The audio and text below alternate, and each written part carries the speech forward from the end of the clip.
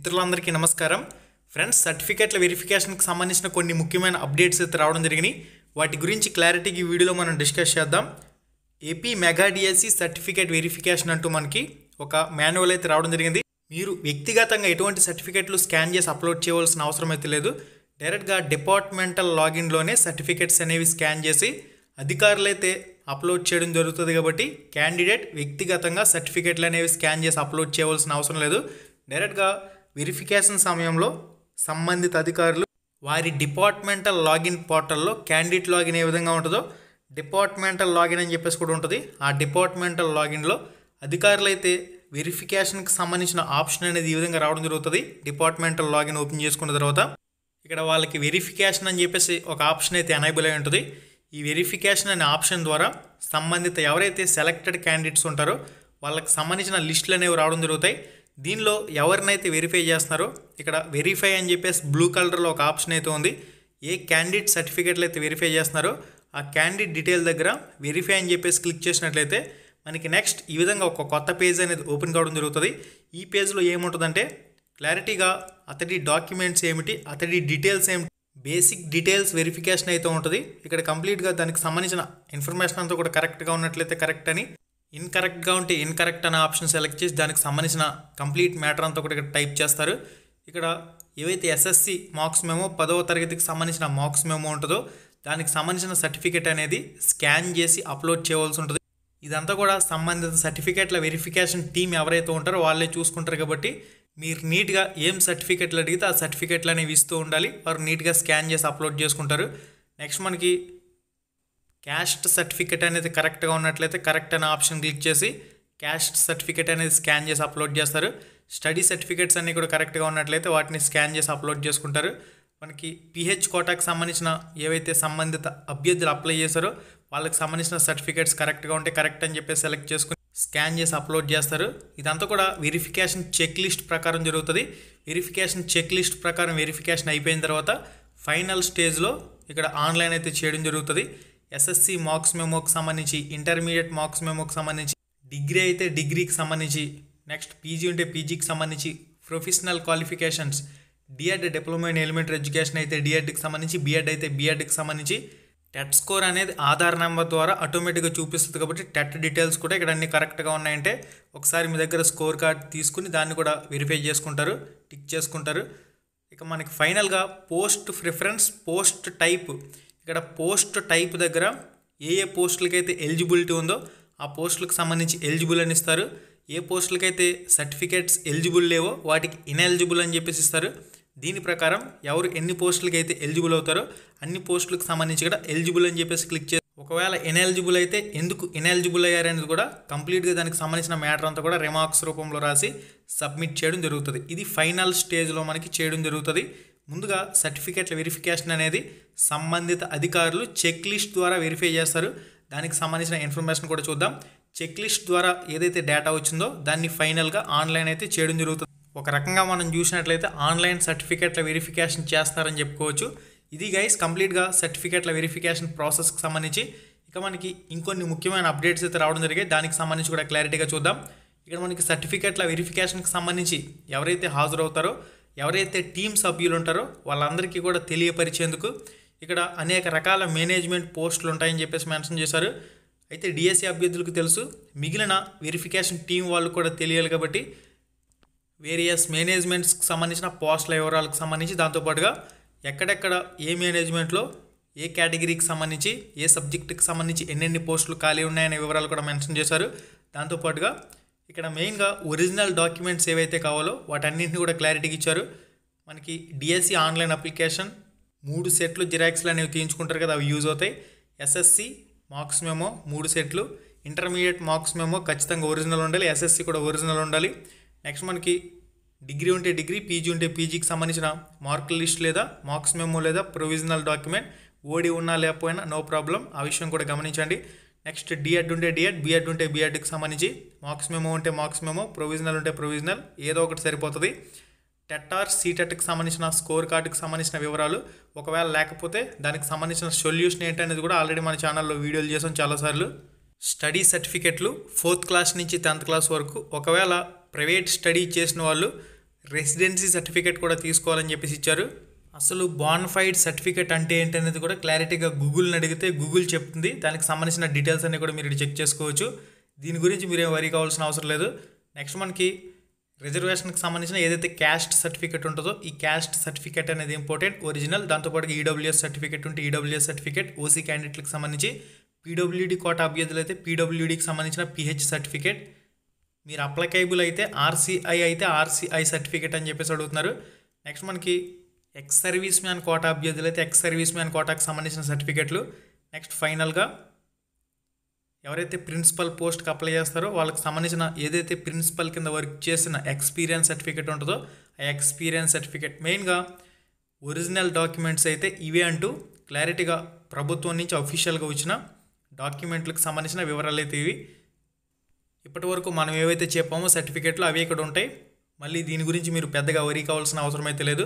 ఇప్పటి వరకు మీరు ఏవైతే సర్టిఫికేట్లు రెడీ చేసి పెట్టుకున్నారో అవే సర్టిఫికేట్లు ఇక్కడ మెన్షన్ చేశారు. నెక్స్ట్ వచ్చేసరికి నేమ్ ఆఫ్ ద క్యాండిడేట్ అని చెప్పేసి ఇక్కడ ఇచ్చారు. నేమ్ ఆఫ్ ద పేరెంట్స్ అని చెప్పేసి కూడా ఇవ్వడం జరిగింది. అంటే మీరు డిఎస్సికి సంబంధించి ఆన్లైన్ అప్లై చేసేటప్పుడు ఉన్న డీటెయిల్స్ అనేవి, అదేవిధంగా మీ ఎస్ఎస్సి మార్క్స్ మెమోలో ఉన్న డీటెయిల్స్ అనేవి కూడా వీళ్ళు వెరిఫై చేసుకుంటారంటూ ఇక్కడ ఒక పాయింట్లో మెన్షన్ చేశారు. నేమ్స్ విషయంలో మీరు పెద్దగా వరీ కావాల్సిన అవసరం అయితే లేదు. ఇక్కడ మీరు ఇచ్చిన నేమ్స్ అనేవి కరెక్ట్గా ఉన్నాయా లేదనేది ఒరిజినల్ డాక్యుమెంట్స్లో ఇక్కడ చెక్ చేసుకునే అవకాశం అయితే ఉంటుంది. ఎస్ఎస్సి మార్క్స్ మెమోలో మీరు అప్లై చేసిన అప్లికేషన్లో ఉన్న డీటెయిల్స్ అనేవి వెరిఫై చేసుకుంటారు. నెక్స్ట్ మీ మెగా డిఎస్సికి సంబంధించిన ఐడి నెంబర్, అదేవిధంగా మీ ఆధార్ నెంబర్ అనేది ఆధార్ కార్డుతో మ్యాచ్ అవ్వాలంటూ దీనికి సంబంధించి మనకి క్లారిటీ ఇక్కడ ఇన్ఫర్మేషన్ అయితే ఇచ్చారు చూడొచ్చు. ఇక ఏజ్ రిలాక్సేషన్కి సంబంధించి కూడా ఎవరైతే ఓసీ క్యాండిడేట్లు ఉంటారో 44 సంవత్సరాల లోపు ఉన్నవారు అర్హులవుతారు. దానికి సంబంధించిన ఏ డేట్ లోపు ఎంత డేట్ ఆఫ్ బర్త్ ఉండాలనే వివరాలను కూడా మెన్షన్ చేశారు. లోకల్ నాన్ లోకల్ విషయానికి వచ్చినట్లయితే లోకల్ నాన్ లోకల్ విషయంలో ఎవరైతే తెలంగాణ నుంచి ఆంధ్రప్రదేశ్కి మైగ్రేట్ అయ్యి జియో నెంబర్ 133 ప్రకారం అండ్ 134 ప్రకారం వచ్చారో వాళ్ళకి సంబంధించిన సంబంధిత సర్టిఫికేట్ల ప్రకారం వాళ్ళు నాన్ లోకల్ అనేది డిసైడ్ చేస్తారు. దాంతోపాటుగా పోస్ట్ వైజ్ క్వాలిఫికేషన్లకు సంబంధించి సంబంధిత జీవోలు ఏంటి అనేది కూడా ఇక్కడ మనకి క్లారిటీగా మెన్షన్ చేయడం జరిగింది. క్వాలిఫికేషన్లకు సంబంధించి ప్రతి పోస్టుకు సంబంధించి నోటిఫికేషన్లో పీడిఎఫ్లు అయితే ఉంటాయి, నోటిఫికేషన్ పీడిఎఫ్లో వివరాలు అయితే ఉంటాయి. దానికి సంబంధించిన జీవోలు కూడా ఇక్కడ మెన్షన్ చేశారు. అకాడమిక్ క్వాలిఫికేషన్లకు సంబంధించి ఎస్ఎస్సి ఇంటర్మీడియట్కి సంబంధించి కానివ్వండి, డిగ్రీ పీజీ కోర్సులకు సంబంధించి, ప్రొఫెషనల్ క్వాలిఫికేషన్లకు సంబంధించి, బీఎడ్ కోర్సులకు సంబంధించి. ఇక నెక్స్ట్ ఎంత పర్సంటేజీతో పాస్ అవ్వాలి, ప్రిన్సిపల్ పోస్టులకు సంబంధించి ఎంత పర్సంటేజీతో పాస్ అవ్వాలనే వివరాలను కూడా క్లారిటీగా మెన్షన్ చేశారు. మీరు ఇక్కడైతే చెక్ చేయొచ్చు. మాస్టర్స్ డిగ్రీలో 50% ఉండాలి. SC ST BC PWD quota అభ్యర్థులకు సంబంధించి 45% ఉండాలి. బీఎడ్ కోర్స్ పూర్తి చేసి ఉండాలి. ఈ విధంగా మనకి క్లారిటీగా పర్సంటేజీల గురించి కూడా క్లారిటీగా ఇచ్చారు. బిఫోర్ 2011 అయితే మీకు 45% మార్కులు పర్సంటేజ్ ఉంటే సరిపోతుంది. నెక్స్ట్ పీజీటీ పోస్ట్ గ్రాడ్యుయేషన్ టీచర్కి సంబంధించి మనకి పీజీటీ పోస్టులకు సంబంధించి అప్లై చేసిన క్యాండిడేట్లకు సంబంధించి వాళ్ళ సర్టిఫికేట్లో ఎంత పర్సంటేజీ ఉండాలి ఏందనేది క్లారిటీగా మెన్షన్ చేశారు. ఇక్కడ మీరు క్లారిటీగా చెక్ చేసుకోవచ్చు. నెక్స్ట్ టీజీటీ ట్రైనడ్ గ్రాడ్యుయేషన్ టీచర్కి సంబంధించి ఎంత పర్సంటేజీ ఉండాలి. నెక్స్ట్ స్కూల్ అసిస్టెంట్కి సంబంధించి డిగ్రీలో 50% ఉండాలి ఓసీ క్యాండిడేట్లకి. ఎస్సీ ఎస్టీ బీసీ పీడబ్ల్యూడీ క్యాండిడేట్లకు సంబంధించి 40% ఉండాలి. ఎవరైతే 2011 ముందు గ్రాడ్యుయేషన్ కంప్లీట్ చేసుకున్నారో వాళ్ళకి సంబంధించి 45% మార్కులు ఉన్నా సరిపోతాయి. ఎస్జీటీ సెకండరీ గ్రేడ్ టీచర్కి సంబంధించి ఇంటర్లో 50% ఉండాలి ఓసీ క్యాండిడేట్లకి. ఎస్సీ ఎస్టీ బీసీ పీడబ్ల్యూడీ క్యాండిడేట్లకి సంబంధించి ఇంటర్మీడియట్లో 45% మార్కులు ఉంటే సరిపోతుంది. ఎవరైతే 2011 ముందు ఇంటర్మీడియట్ కోర్స్ కంప్లీట్ చేస్తారో వాళ్ళకి 45% మార్కులు ఉన్న ఎలిజిబిలిటీ అయితే ఉంటుంది. నెక్స్ట్ మనకి స్కూల్ అసిస్టెంట్ పీఈకి సంబంధించి, పీడీకి సంబంధించి, పీఈటీ ఫిజికల్లీ హ్యాండిక్యాప్టెడ్ కోటా అభ్యర్థులకు సంబంధించి, TGT trained graduation teacher PWD quota అభ్యర్థులకు సంబంధించి కంప్లీట్ వివరాలు అయితే ఇక్కడ చెక్ చేయొచ్చు. ఫేక్ యూనివర్సిటీలు ఏదైనా ఉన్నాయా, ఆ యూనివర్సిటీల్లో మీరు డిగ్రీలు కానీ ఏదైనా కోర్సులు కానీ చేసినట్లయితే అవి నాట్ ఎలిజిబుల్. ఫేక్ యూనివర్సిటీల లిస్టులన్నీ కూడా ఇక్కడ పీడిఎఫ్లో క్లారిటీగా మెన్షన్ చేశారు. ఇక్కడ ఉన్న ఏ యూనివర్సిటీలో మీరు చదివినా కానీ దాన్ని రిజెక్ట్ చేసే అవకాశం కూడా చాలా క్లారిటీగా ఇచ్చారు. Next validation of TET score అని చెప్పేసి ఇవ్వడం జరిగింది. అంటే మీరు ఓసీ క్యాండిడేట్లు అయి ఉంటే మినిమం 90 మార్కులు స్కోర్ చేస్తున్నారా లేదా, బీసీ వాళ్ళు 75, SC ST PWD ex service man 60 మార్కులు ఉన్నారా లేదా. ఆల్రెడీ టెట్ స్కోర్ అనేది ఆధార్తో లింక్ అయ్యి ఆటోమేటిక్గా తీసుకున్నారు కాబట్టి దాన్ని జస్ట్ ఒకసారి వెరిఫై చేస్తారంతే. నెక్స్ట్ వచ్చేసరికి రిజర్వేషన్కి సంబంధించి మనకి ఏవైతే రిజర్వేషన్ క్యాస్ట్ సర్టిఫికెట్లు ఉంటాయో ఎస్టీకి సంబంధించి SC1, SC2, SC3, BCA, BCB, BCC, BCDకి సంబంధించి EWS సర్టిఫికెట్లకు సంబంధించి సంబంధిత MROA వెరిఫై చేస్తాడు కాబట్టి క్యాస్ట్లపై సబ్ క్యాస్ట్లపై అతడికి పూర్తి అవగాహన ఉంటుంది కాబట్టి నో ప్రాబ్లం. నెక్స్ట్ మనకి పర్సన్ విత్ డిజైబిలిటీ క్యాండిడేట్స్ ఎవరైతే ఉంటారో PWDకి సంబంధించి వాళ్ళకి సంబంధించిన సదరం సర్టిఫికెట్లు ఏవైతే ఉంటాయో PWD కోటాకి సంబంధించిన సర్టిఫికెట్లు వాటిని కూడా ఇక్కడ క్లారిటీగా వెరిఫై అయితే చేసుకోవడం జరుగుతుంది. నెక్స్ట్ మనకి ఏవైతే పోస్టులు ఉన్నాయో ఆ పోస్టులకు సంబంధించిన వివరాలు కూడా ఇక్కడైతే మెన్షన్ చేశారు. స్పెషల్ కేటగిరీ పోస్టులకు సంబంధించి work experience for the post of principals అని చెప్పేసి క్లారిటీకి ఇచ్చారు. ఇక్కడ ఎవరైతే ప్రిన్సిపల్స్ కింద ఆల్రెడీ వర్క్ చేసిన క్యాండిడేట్స్ ఉన్నారో వాళ్ళకి సంబంధించిన ఎక్స్పీరియన్స్కి సంబంధించి కానివ్వండి ఏవైతే సర్టిఫికెట్లు ఉంటాయో వాటికి సంబంధించిన వివరాల గురించి ఇక్కడ మనకి మెన్షన్ చేయడం జరిగింది. ఓకే, ఎవరైతే ప్రిన్సిపల్ పోస్ట్కి సంబంధించి అప్లై చేశారో వాళ్ళకి సంబంధించింది. నెక్స్ట్ ఇంపార్టెంట్ ఇన్ఫర్మేషన్ అండ్ ఇన్స్ట్రక్షన్స్కి సంబంధించి కూడా హారిజంటల్ విధానానికి సంబంధించి ఏందనేది కథ అంతా కూడా ఇక్కడ మనకి క్లారిటీగా మెన్షన్ చేశారు.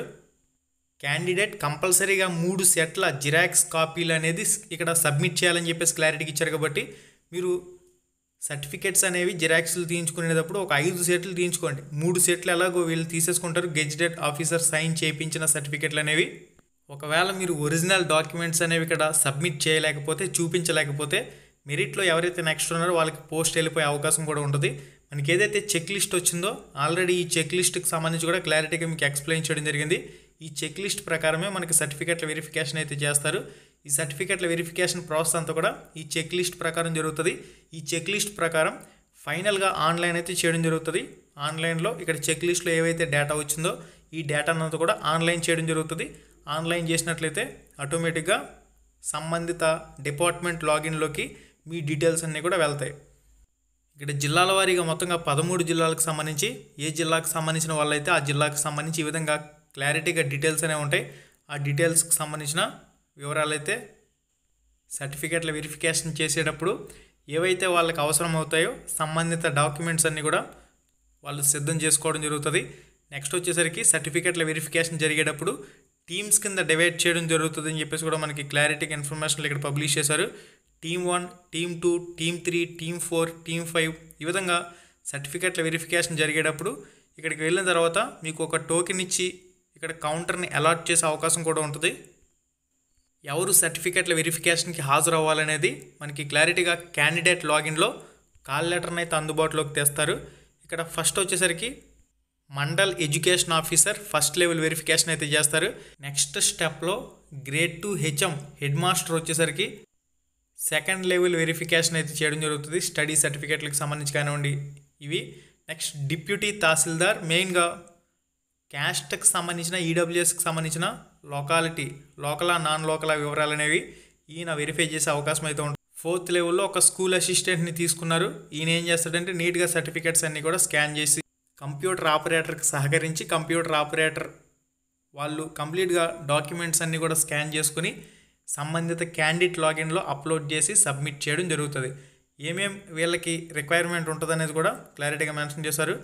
ఒక కంప్యూటర్, ప్రింటర్, స్కానర్, సంబంధిత టీంలు దీనికి సంబంధించిన సంబంధిత టీంలు చూసుకోవాల్సి ఉంటుంది. రీసోర్స్ ఫర్ టీమ్ అని చెప్పేసి మెగా డిఎస్సి 2025 అని చెప్పేసి ఫార్మేట్స్ మెటీరియల్ ఫోల్డర్ అని చెప్పేసి కూడా ఇక్కడ ఇవ్వడం జరిగింది. మీరైతే చెక్ చేయొచ్చు. ఈ కంప్లీట్ PDF అంతా కూడా రామ్ రమేష్ ప్రొడక్షన్స్ టెలిగ్రామ్ గ్రూప్లో పోస్ట్ చేస్తాను. అక్కడి నుంచి కూడా మీరు కంప్లీట్గా డౌన్లోడ్ చేసుకుని మీ PDF అనేది మీ మొబైల్లో చెక్ చేసుకునే అవకాశం అయితే ఉంటుంది.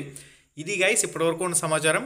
మనకి క్యాండిడేట్ లాగిన్లో కాల్ లెటర్ సర్టిఫికెట్ల వెరిఫికేషన్ కాల్ లెటర్ అనేది ఎప్పుడు ఎక్కడికి హాజరు కావాలనే వివరాలు క్యాండిడేట్ లాగిన్లో రేపటి రోజున అందుబాటులోకి వచ్చే అవకాశం అయితే కనిపిస్తుంది.